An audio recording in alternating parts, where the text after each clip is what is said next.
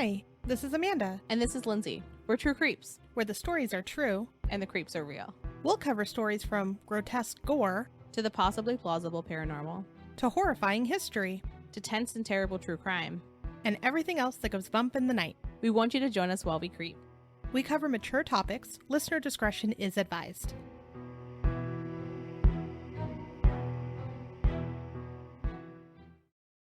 Hello, everyone. Today, we are going to be talking about creepy kids. And this started in the Woods episode. I shared a creepy kid story about my kid, and we thought, hey, there has to be more. Yeah, it was interesting because Amanda brought up the idea, and then simultaneously, one of my best friends was like, what if you did an episode on creepy kids? And I was like, oh yeah, late at night, they did text me that. Well, we have a lot of different stories, and a lot of them actually came from people we know. So we have a couple interesting things that make kids creepy, in our opinion. We have kids in horror. We have individual stories. And then we also have kids that remember past lives, which I find fascinating and creepy at the same time. Yeah, I feel like it makes the hairs on my arms stand up when I think about children remembering their past lives, especially when they remember their deaths. Mm-hmm.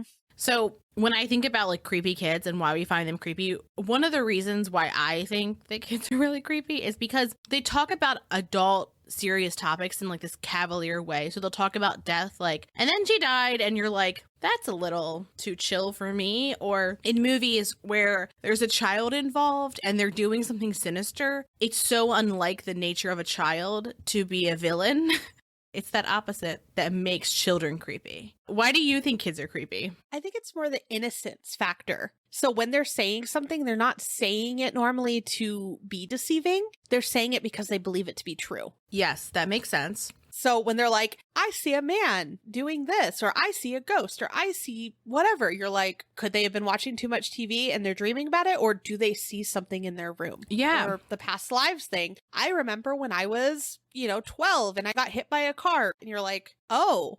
Yeah. And interestingly, so developmental psychologists talk about the fact that when children are aggressive in play, or when they talk about death, that's completely normal. That's them responding to their life via play. And psychologist Dr. Sandra Russ, who's a psychology professor at Case Western Reserve University in Cleveland, she said, adults talk it out, children play it out. Which I think is really interesting because how children are processing things, they don't always say oh, I'm upset about this. It's I don't know, little Jimmy starts drawing dark clouds in all of his pictures. You're like, oh, something is brewing. Or tantrums and things like that too. It's all of that. I just thought this was interesting. I was Googling why are children creepy? And one of the things that came up was child psychopaths. And I thought that was really interesting because I don't tend to generally think much about children as psychopaths. But one of the things that I find fascinating about it is that there's not even consensus among mental health professionals on whether children can be diagnosed as psychopaths. People who think that children can be diagnosed say the symptoms start as early as 3. If you see it earlier, then you could intervene. And how many times have we talked about serial killers who were they were doing this weird stuff? Remember, I think we talked about it in our cults episode when we were they were indoctrinating their friends. Well, you can tell from things like a lack of empathy. Mm-hmm. that might be a sign they might be a psychopath. And they also argue that there's significant harm if you don't diagnose and treat. And so on the other hand, folks who are against diagnosing children with psychopathy say that you can't diagnose a permanent condition like psychopathy on a human that is in process, right? They're still developing. And with that, they say that some people who grow up and who exhibited symptoms early in life, about a third of them grow out of it. And some people don't become what they describe as full psychopaths, which I don't love that. That sounds terrifying. Right? What's a half psychopath? Yeah, I guess it's just you're not a murderer, I guess. But so the other part is that they said the stigma is so intense that even if you were to diagnose children, that would do so much damage in and of itself, just the stigma of being called a psychopath as a child, that even if you were treating them, it would outweigh that, which I thought was that's an interesting kind of thought exercise, I guess, on how to help a child psychopath. Moving into a completely different realm. Amanda. Yes. What are your favorite horror movies that have kids in them? I think I've already said it before, but I love Poltergeist. Yes, yes. And to this day, you don't really see it very often anymore, but when TVs are on in the white noise, Don't like it. Can't handle it, especially with a kid. You know, I have a little white noise machine next to the bed because it soothes me very intensely, but it has the opposite effect on Ben. Like, it stresses him out, and I wonder if that's why. Yeah, he's watched the movie. Oh, no. Yeah. I mean, I've watched it. I'm just like, oh, they're there. Friends. What about you? I think Village of the Damned because it's all the kids. And I'd also have to say Children of the Corn. Question me not, Malachi. Like, just 10 out of 10. Love it. It's a fun watch. I can watch it over and over and I still like really enjoy it. I like all of the haunting movies too, like the ones where the spirits are like messing with the children first. Yes, yes. And I know it's kind of hokey, but like The Conjuring, Yeah. some of it is good and solid, some of it's not so much, but I like the idea of how they went about it. Yeah, I also like The Bad Seed and obviously The Omen, I think are quintessential bad children movies. And then there's The Shining, twins, which I was like really thinking about that. And I was like, I think part of it is that they're really stoic and monotone, which is so unlike most children. Yeah. And that reminds me of Black Eyed Children. Oh, yeah, yeah. And that, like, they're not acting how we expect children to behave. And that's kind of one of the things that you see in horror movies is children acting in not childish ways. And that in and of itself is unnerving. Yeah. There's one that you listed on here. I left it for last on purpose because I knew that we were going to talk about it. Oh, man. Yeah. I was excited. And it's The Orphan. And if you haven't seen The Orphan, it came out years ago. So I'm going to say spoiler alert, but like you've had plenty of time. She's a grown-ass woman. And I find that terrifying that like adults could pose as children. So when there was a news article about a woman who possibly was posing as a child, and we won't get like too in the weeds with it, but it was thought because she was adopted. Yeah. And then her caregivers left the country to move to a different country. And then they were charged with child abandonment. But they had found out that she was actually older than she had said. And so they thought that she was in her 20s when they quote unquote abandoned her. But then other medical professionals were like, she's, I think, maybe in her tweens. And I never saw a resolution as to how old she was because no one would agree because she had a type of medical syndrome where her physical appearance didn't match her age. Yeah, the case is Natalia Barnett, and the last update that I had seen is that she was with a new family that did believe her to be a child. I have not seen anything recently, though. I feel like I remember reading stories about her and the mother where she would have very adult conversations and that, like, when she went to bathe her, she had full pubic hair. And so she was like, that's interesting. And like children can go through early puberty, but I would imagine that that would be surprising to see if you were expecting a child to be like 8 or 9. Oh, it looks like actually in 2020, the court dismissed some of the neglect charges. And also, I want to think that when they moved to the other country, the reason they did so was so that their other child could attend a school that would be very good for them, which is not something that like a parent who's neglectful does. It would be strange that you're like, I'm going to uproot our entire life so you can go to a school that's beneficial for you. But other child, I'm going to leave because I don't care. Not to say that couldn't happen, but I just feel like that's more unlikely. So let's get into our creepy kid stories. Okay. So I had a few. I had asked some of my friends to just send me any creepy kid story that they had. And one of them, her name's Christy, sent me a very interesting one. And it starts out that they had moved into their house in about 2013. And from the first day she moved in, she felt a presence that she had never felt before. She felt like it was following her everywhere, and it was more intense in the evenings. She even mentioned her anxiety got so bad that she ended up having to take medications to curb panic attacks. Oh, wow. So it sounds awful. So long story short, she went to some mediums and she found out that the presence was a little boy named Billy, and they estimated him to be age 7 to 9. And she says that she felt better knowing that it was a little kid and, you know, she was like the mother figure instead of it being a scary presence. Yeah. And she started communicating with him. She'd feel him touch her. She saw lights flicker. She heard him run up and down the stairs. She heard him make noise and even speak. He would yell "mommy" at night. She also says that she watched him play ball. So he rolled it around in the bathroom while she was getting ready one day. She also says that he had turned off the TV at one point and she asked him to turn it back on for her, and he did. And she was home alone, so it couldn't have been, you know, someone messing with her. She also says that she saw him a couple times And overall, he ended up being reunited with his mom. She says once he was reunited, she felt sad and empty and didn't really realize that you could bond with a spirit. I'll talk about it in a little bit, but I have felt that. Interesting. It's a very strange feeling. I want you to imagine, okay, you know how when you eat like a delicious, fantastic meal and you feel full, like your stomach feels full? I want you to imagine that sensation, but with your soul. Interesting. And then the absence of that, just suddenly. Yeah, wouldn't be a good feeling. Yeah, and it's like I didn't feel like less than, but I wasn't plus. I wasn't more. I don't know if that makes sense. No, it does. It's interesting to see somebody else say something like that. Yeah. Well, she had a couple small stories surrounding the same spirit. And she said that one night she was sleeping and she felt 3 taps on her right shoulder. So she sat up, she turned on the light. She thought maybe it was her husband or her kids, but everyone was sleeping. So she was a little, nervous and wondering why someone tapped her. But then she smelled that the dog had pooped on the floor at the end of the bed. So the week prior to the dog incident, her husband was saying that if he kept doing it, that they were going to get rid of him. And she says, that's all talk, though. That wouldn't happen. I don't think he would either.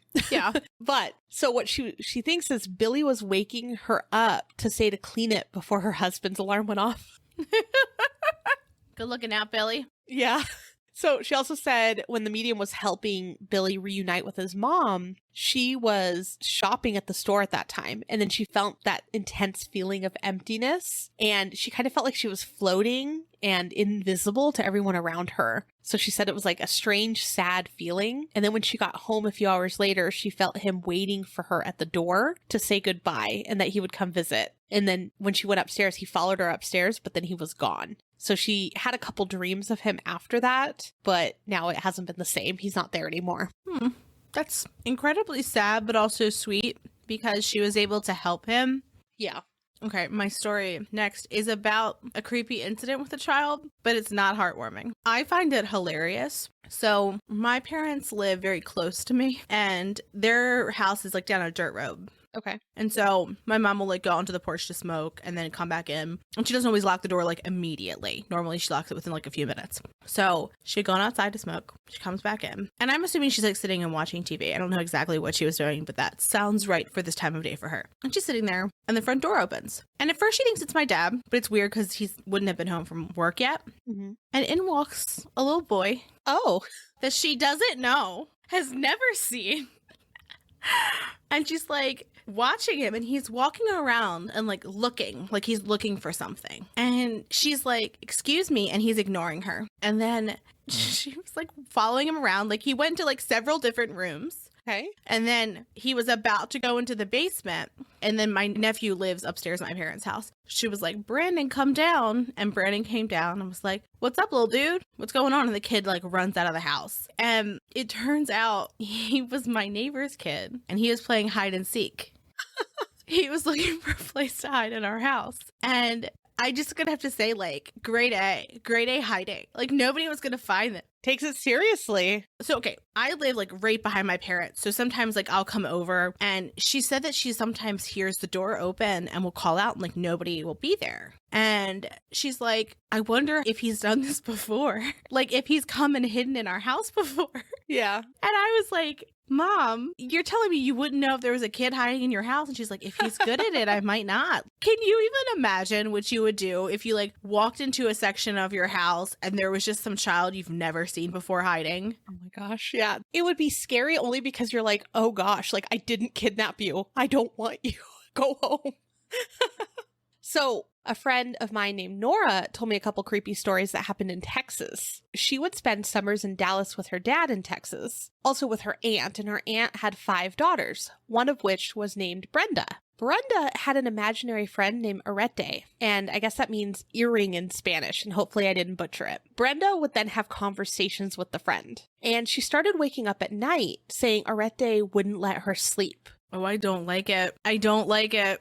So her aunt was like, well, tell her to leave you alone. Let you sleep. You need sleep. She's like, no, she won't let me. So what they ended up doing is putting a baby monitor in the room because they wanted to know like what's happening. And Brenda would be telling her, leave me alone. I need to sleep. And then she'd wait, pause. No, I can't. No, I need to sleep. And just replying. But there would be a pause where someone would theoretically be speaking. Nora was babysitting once and told Brenda, okay, it's time for your nap. And she's like, no, I can't. Arete won't let me. And she's like, well, at least go lay down. Let's try it. Your mom told me to make you take a nap. You need to take a nap. So then she's up in her room and Nora hears running. And so she's like, she got out of bed. So she goes to the room and Brenda is sleeping soundly. So eventually they get the house blessed. Guess what happened to Arete? She was not gone, but she was stuck outside. She couldn't come back in the house. So I guess she'd still be like, oh, she's out there, but she couldn't come in. So I could see parents being like, well, if our house is haunted, we've got to have the priest come and bless the house. And maybe they don't think that there's actually something there. You know what I mean? They're just like a placebo house cleaning, if you will. And then she's like, didn't work. She's outside. Maybe. I feel like Nora's family, she's told me several different creepy stories, and I think we've already included some in some of our episodes. She has a lot. Another one that also happened in Dallas is Nora's whole family pretty much lived in the same apartment complex. And in her uncle's apartment, who had 2 daughters, they would see something very creepy. Now, they saw this individual thing separately and told the adults about it at separate times without first speaking to each other. What they both claim to have seen is an old lady with white hair in a nightgown in the closet with a bloody nose. No.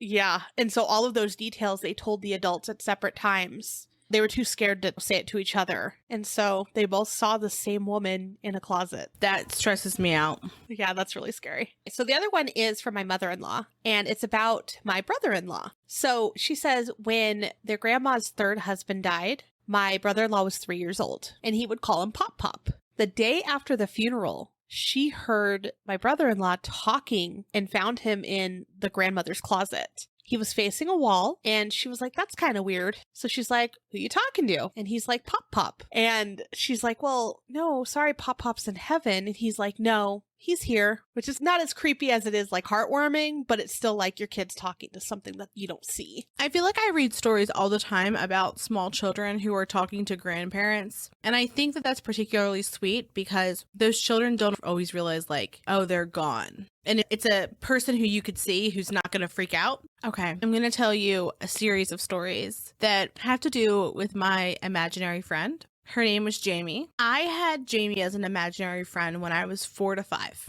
Every story that I'm going to tell you about her, I do not remember first person. It is told to me. It's typical that you don't remember like a lot of things in your life, right? Like especially from early childhood. But even as a child, I didn't remember that. So people, like when I was 6, people were telling me these stories from when I was 4. And I was like, not a clue. So I had read something actually when I was looking up information for this episode is that normally kids start forgetting their younger kid stories when they start school. And I found that interesting because their brain is having new memories and a lot of them and a lot more functioning maybe. And it's normally right when they start school. So like sometimes it happens a little bit earlier when they're in like preschool or a little bit later if they start at kindergarten. But I just thought that was interesting. No, that is very interesting. But all of these were told to me. So just a little bit of background on Jamie. I know that she was older than me, and I didn't ever describe how she looked or anything like that. One day, my mom and I were we were outside, and there was like this little field next to our house, and we're just like walking around, and I look up to my mother, terrified, and I'm like, Mommy, we have to go inside. And she's like, why? And I'm like, we have to go inside right now. I mean, and this is like a 4-year-old, right? Like, I would imagine I was cute. I had my dirty blonde hair. I'm imagining pigtails, stretch pants. It was the 90s. And I was like, right now. And she's like, okay, but why? And I was like, we need to go into the house. We need to lock the doors and all the windows. Jamie's brothers are coming. And so this is the first time we're hearing of Jamie's brothers. And I don't know whether she asked who they were or whether I just offered the answer, but her brothers were Jack the Ripper and Dracula, which is hilarious. It's also like my dad had a comic about Jack the Ripper and Dracula, so I had definitely heard people talk about them and that they were bad men and stuff like that. So like fascinating that that's what I took. But Jamie went everywhere with me. We were like thick as thieves. I would also like, they would leave space for her in the car. I was like, you don't sit there. She sits there. And one time I was going somewhere with my Aunt Nora and I was like, we forgot Jamie. And then my aunt was like, oh God. And then she remembered that she's not real. Like she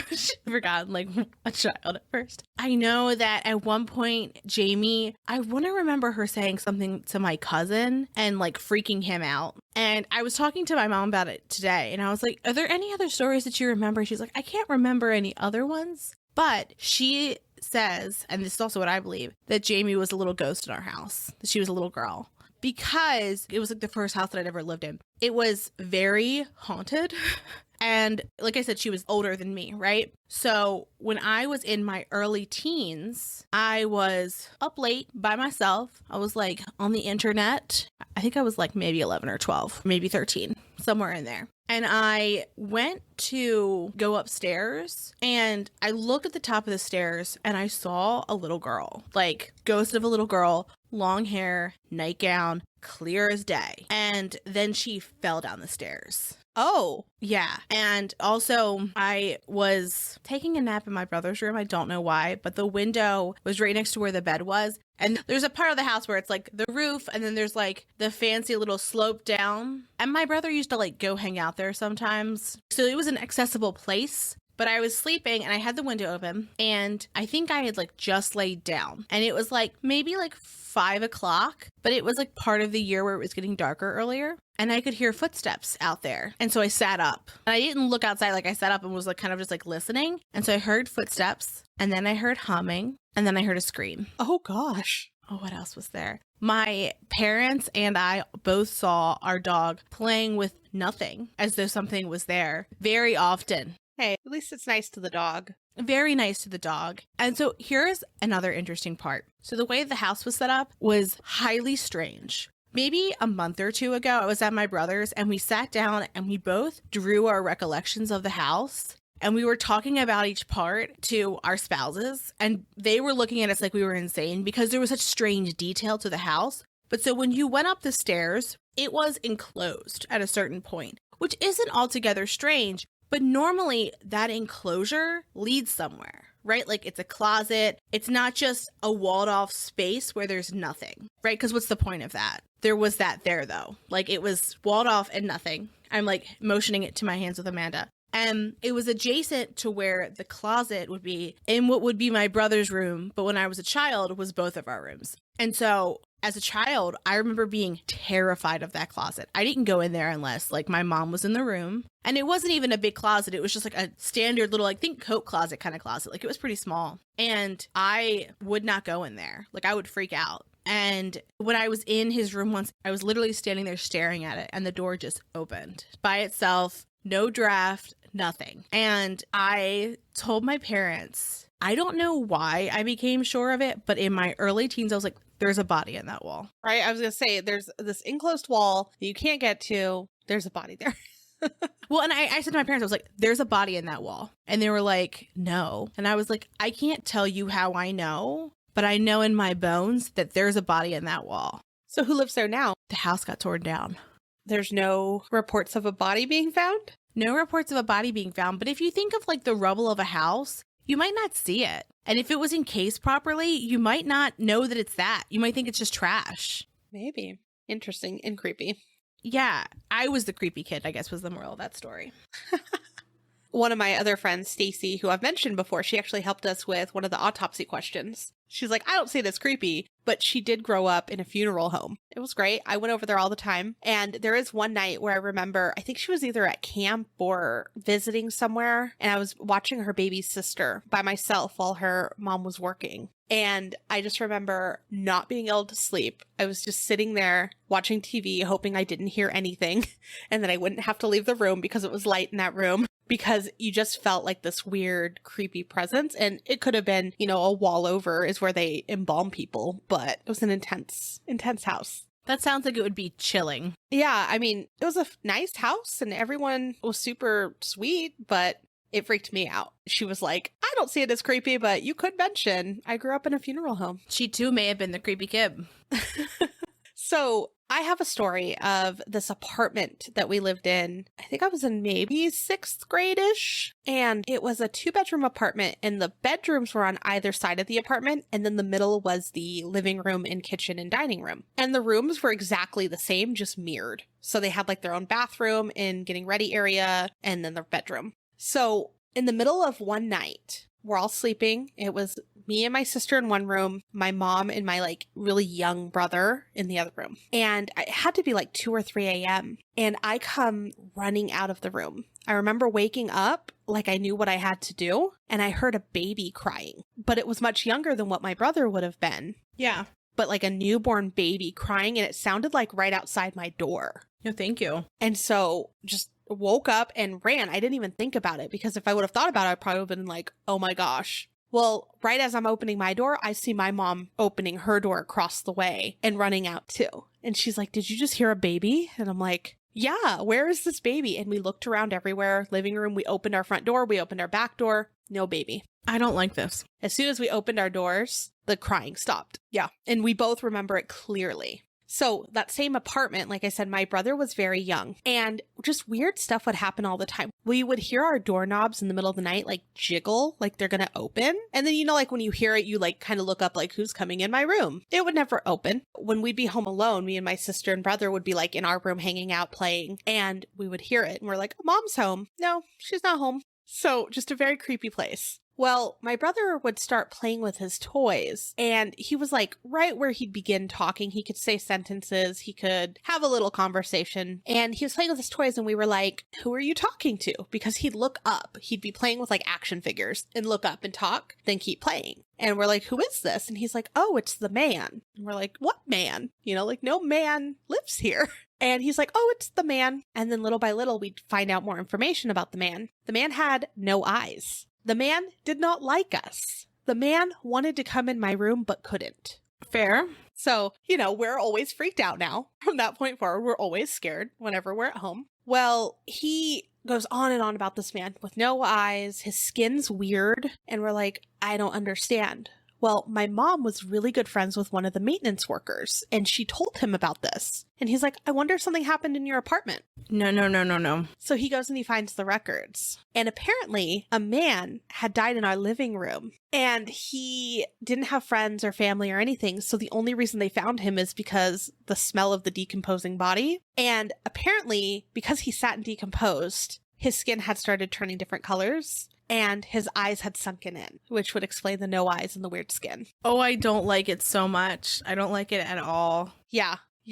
I'm sure it had bad vibes. Happiest day ever when we moved from that place. Oh, yeah. Well, I mean, every time you're like, where my door to my room was situated, it would have been behind me when I'd be like getting ready in the mirror. And so every time you'd hear it, you'd like cringe, like, oh gosh, is it going to open? Is it a person? Is it not a person? No, thank you. Yeah, it was awful. So we're going to shift again, and we're going to talk about past lives. Again, I think this is one of the creepiest ones, mainly because some people believe in reincarnation, some people don't. I do believe in reincarnation, and it affirms that belief. So it's creepy and also exciting for me. So some kids from ages 2 to 5 talk about having memories of lives that they've claimed to live. And some older kids can do this too, but it typically starts to fade around age 7, which makes sense with what Amanda was saying before, which was when they start school, they start getting like inundated with memories. Because up until then, it's routine. So it's like the same stuff. But so sometimes they show behaviors such as phobias or preferences that are unusual for their situations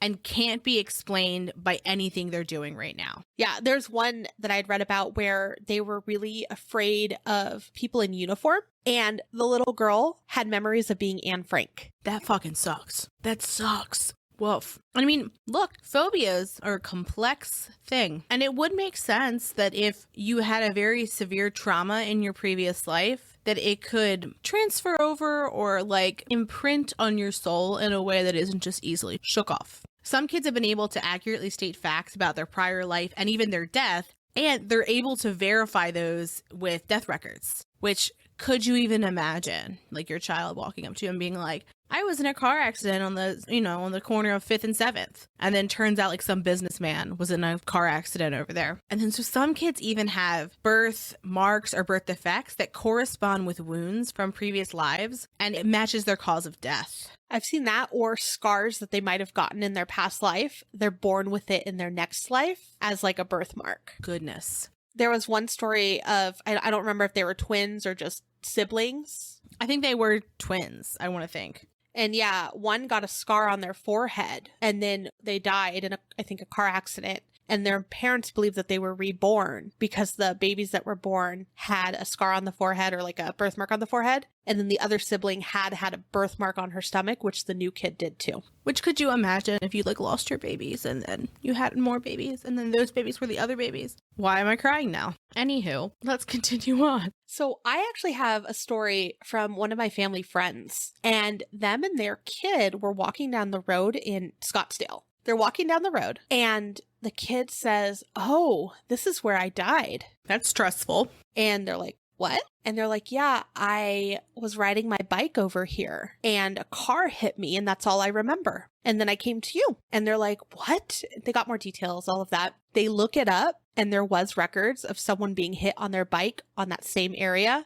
that died instantly. What's sweet about it is the simplicity of it. Is that like, oh, I remember this and moving on. And it doesn't seem like they were traumatized by it because it was instant. Like, and then I came to you. Yeah, there wasn't like, oh, I remember this, I remember that. It was literally, they were on the same road and it must have like sparked that memory. It was like, oh, this happened here. Which always, when I heard that story when I was younger, I was like, I wonder if I would ever go somewhere and remember that place. Well, have you ever gotten deja vu? Yeah, I've read about how deja vu could be past life memories, or like you've had a similar conversation in your past life and then it like triggers it. Here's my theory on deja vu. I, again, believer in reincarnation. I think that deja vu is when you have a similar interaction with a similar soul, right? In a similar place. So it might not be like, I was in this coffee shop with Bob last week, but it was like me in a previous life was in a place like this with Bob in a previous life. And also, I will say, whenever I've been experiencing deja vu, it's when things in my life are just making sense. Like, I feel like I'm on the right track. So it's like, I feel like I'm on the right way, or I don't know how to describe it, but it's an interesting phenomenon in the brain, I think. I love reading about that stuff, though. Yeah. That's probably one of my favorite things. And it it's creepy, but it's also like, it makes you feel a little bit better. I don't know. Everything's so unknown. It's just nice to be able to have like a concrete belief that feels real. Yeah. So there's a book called Return to Life by Dr. Jim Tucker, and he's now the director of the Division of Perceptual Studies. He's a child psychologist. And he wrote about a little boy named James Linenger who has verifiable past life memories of being a World War II pilot. This was nuts to me. Yeah, crazy. And so when he was around 2, he started having nightmares and he would scream. And one night he screamed things like airplane crash, plane on fire, little man can't get out, which the idea, like, I know kids have night terrors, but like if a kid seems to like know what's happening in a nightmare, it seems extra sad and like, poor baby. You just want to like scoop him up and be like, don't feel sad things. And so his mom was like, who's the little man? And he said, the man inside the burning airplane. And his father asked, who shot the plane down? And he responded, the Japanese. Which a little kid won't talk like that. No. I mean, I will say, like, depending on the zeitgeist and the parents' home, if they're vilifying the Japanese, then perhaps. But let's go on, because we'll kind of rule it out a little bit more. So his father asked how he knew that it was the Japanese, and he said, the big red sun. And he realized that his son had been describing World War II planes. And so James's father took him to a World War II exhibit, and they stayed there for 3 hours. James was obsessed with the planes, and he started to have nightmares 4 to 5 times a week. His parents thought about an exorcism, and then his grandmother was like, but what if this is past life memories? And so his parents started to ask him questions and probe for more details after each nightmare. And after months, he told the story about a man named James that flew a plane. It took off from an ocean carrier. He also remembered another pilot named Jack Larson. And when he was describing him too, he knew the name of the plane, the type of plane, and he knew the carrier name as well. Yeah, and that's a very specific. Like, those are some details that little man just can't find. No, he can't read. He also started to draw things like the planes in battles, and he named his G.I. Joes names like Billy, Leon, and Walter. And they didn't know anybody who had those names, so it was a little bit strange. And when they asked who that was, he said that those were people who he met in heaven. Isn't that crazy? Because those are like old-timey names too. You don't really hear them very often for the most part. Yeah. And so his father tried to disprove what he was saying because it's kind of out there, right? But he found the details that the kid described were true, including the plane names and the carriers during World War II. Which, I mean, unless the kid was like secretly reading World War II books, how would he know this? And so they researched and they found the crew from the carrier and that they held reunions. And so they went to one in 2002 in San Diego. And during the reunion, his father learned that 18 pilots from the carrier died while serving in the Pacific. One of the pilots was named James Houston Jr., and he died in 1945 in a burning plane. So they also found out the names of the G.I. Joes were men who had served and died before James. And so he tracked down Jack Larson, because remember, he remembered Jack Larson. And so Jack couldn't remember what had happened to James, but he did remember being his wingman. So his father met James Houston's sister, and she showed him pictures of her brother, and they confirmed the details that the son had been talking about. Do you have chills? Yeah, do you have chills? The whole time I'm saying it, it's chills. Yeah. It's crazy. And there were so many stories of this that doctor had researched and talked about and talked to kids about that I probably would have stayed up all night just doing that. I had to tear myself away from reading these stories because I was like glued. It's also a feel-good kind of story in a way that scratches like a macabre itch because there's like, what's going on? Weird child. Things fitting into place. Yeah. So Dr. Tucker also wrote about a boy named Ryan Hammons, and he also had verifiable memories. He remembered being a Hollywood extra and a talent agent, which again, a young kid probably wouldn't know what a talent agent was. It reminds me of Boss Baby. Yeah. So he started out, same thing, had nightmares, right? And then he started saying things like he remembered his wives' names, multiple different wives that he had at different times, different jobs. He also had mentioned that he loved a certain soda, but get this, it was discontinued before he was born. So you wouldn't even know about it. No way. So his mother started to research and she's like, okay, what is he talking about? And he kept bringing up like old-timey Hollywood. He's like, I lived in California, I lived in Hollywood. So what she did is she took a bunch of books from the library about old Hollywood and they flipped through them. Because remember, he's a young kid, he couldn't read. They're going through all these pictures, book after book. Eventually, he points to a picture from an old film, and he's like, that photo is the man I was in my past life. Woof. That's me. Yeah. So, unfortunately, in that photo, the man was unidentified in the book. It was just like, old movie photo. Oh, no.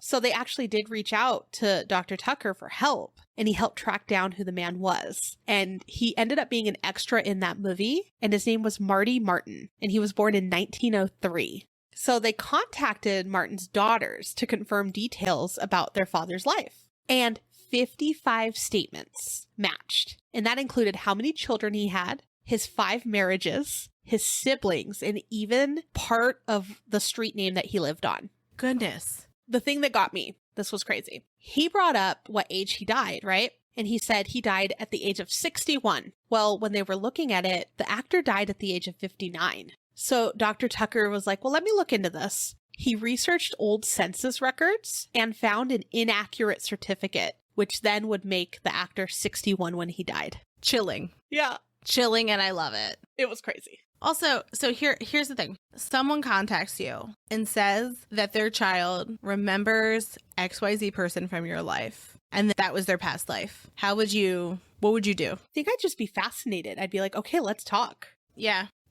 I mean, I think that I would feel the same because I'm very open to it. But I would imagine that might be a really hard pill to swallow for some people, that they would be like, right? You need to go. Because, and also like, depending on how you phrase it, I could see people getting really mad, especially if that's like not something you've contemplated. Because there's plenty of people who think that you go to a certain place after you die and that's what happens. But like, it's hard for me to look at stories like this and be like, nope.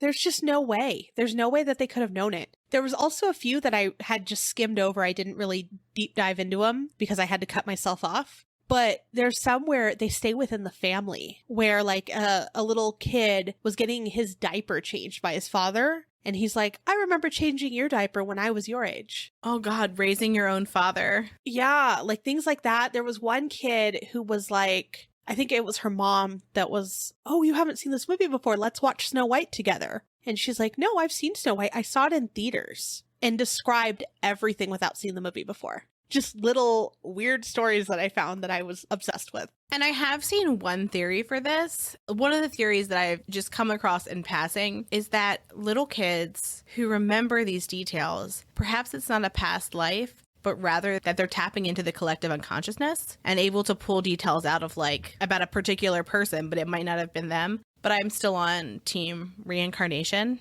Yeah. Also, when I was a kid, like I have a very vivid memory of me stealing a little egg that goes in a planter from a craft store. And I had long brown hair and I was wearing like a velvet red dress that was very like early 80s. And I did not have long brown hair, and I was born in 87. So if I was like dressed, it would be like early 90s, right? And remembering this as a kid, because when I remembered it, I had on like a teal stretch pants with white tennis shoes and like a pink t-shirt. Oh, wow. And I remember walking around the craft store, and I like looked at my mom or something, and I was like, I didn't steal anything. And she's like, what are you talking about? Like, and if you don't know this about me, I'm a goody two shoes. Like, the idea of stealing something stresses me out. So I remember the whole thing, and I remember it in the same store, even like same place, same store. Oh, wow. I also, do you know what pit beef is? No. Okay, so pit beef is a uniquely Baltimore way of cooking beef. Okay. And they slice it and they put it on a sandwich, and it's delicious. It's like cooked over charcoal, so it's got like a nice like char on the outside. It's delicious. Okay. But there was a pit beef place down the street from where I grew up that I remember eating at and liking, but they closed when I was like an infant. Oh. Like I remember what the inside looked like. I remember sitting at a table. I remember like the sign. Wow. It's interesting to be in the same place again. Uh-huh. I think that fascinates me just as much as the whole thing altogether, that out of everywhere in the world you could be, you're back in the same city. Yeah, but there's a main road next to me. And I've grown up, like, where I live, the house that we bought is within a mile and a half from the house that all that creepy stuff had happened. And it's right near my grandmother's house used to be. So, very close area. There's a certain road that I remember driving down in a van with my mother driving, and my mother was a heavier set woman with like really, really curly, long brown hair. And she was wearing like a maroon sweatsuit, and it was like later at night. Ooh. My mother has never driven. When her hair is long, it's pinned straight, and never in my life has she been heavy set. Wow. But I very vividly like had this memory of me as a child driving down the street with my mother, and all of this being true. And to the point where I remember asking my mom about it as a kid, and she was like, I never had curly hair. Oh, she never got a perm? She never had a perm. I mean, not that I'm aware of. But I was so sure that this memory was from like this life because of the common scenery that at first it didn't even occur to me that it was from a past life. Wow. I love that. I've also seen that some people suspect that the past life memories could be astral projection. Ooh, go on. Like when you're sleeping and your soul leaves your body to explore another place, and then it's a dream that you have being in that place, but then you've created a memory of the place so that when someone visits the place, they know about it.